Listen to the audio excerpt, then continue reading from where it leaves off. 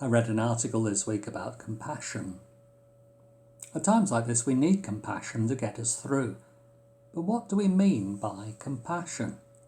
It's different from kindness and empathy, although those are ways of being compassionate.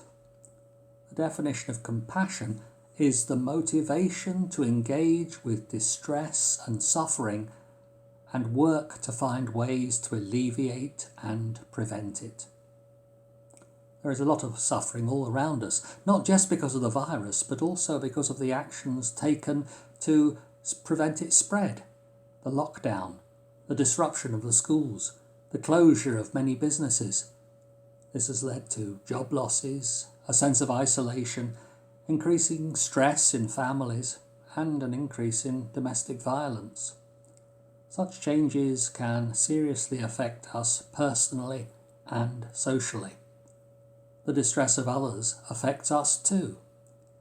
Being compassionate means acknowledging that we are not alone, but united with others in facing the same issues. As a result of the current situation, people are experiencing many different kinds of emotions. These may include anger, frustration, fear, anxiety, and sadness. As we come out of lockdown, people are anxious about how quickly we should be going. How soon should we open the churches? It will help if we can accept these emotions and just work with them.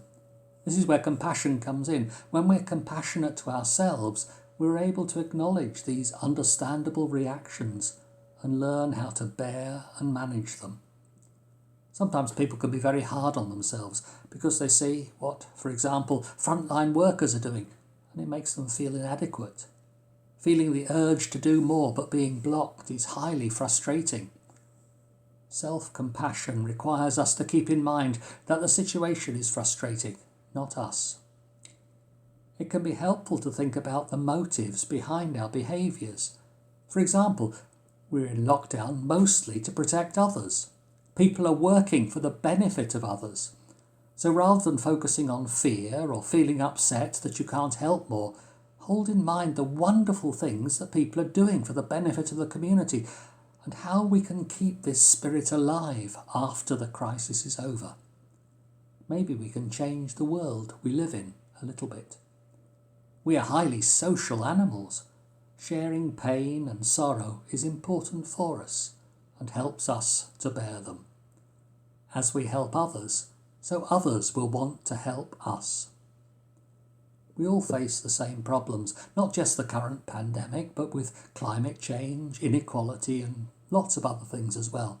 But as the coronavirus has shown, these can best be solved by working together.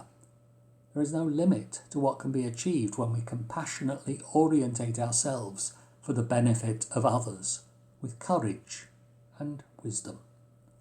To live for the benefit of others will change the world. To live just for ourselves will not. As Jesus said, love your neighbours as yourself. Thanks for listening. That's my thought for today.